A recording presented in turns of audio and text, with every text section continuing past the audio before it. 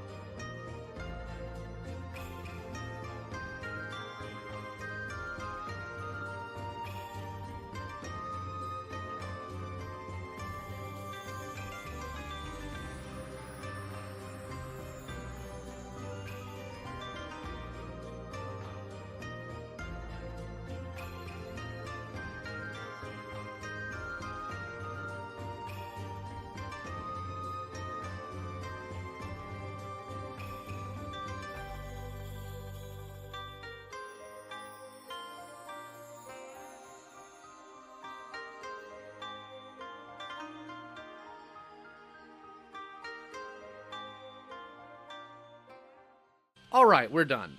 And now that I am, what do I think?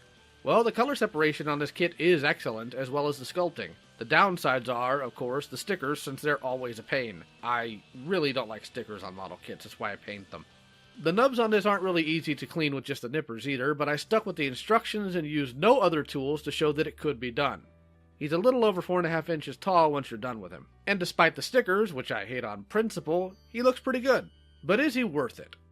Well, no. At least not for the price Target was asking for him. People made fun of this kid for feeling robbed, but this thing was $30. Literally any modern high-grade Gundam model that price or less is a better quality product for the price. Heck, when I was a kid, I bought my first Transformer combiner of my own money and it was $20. Much better deal than this.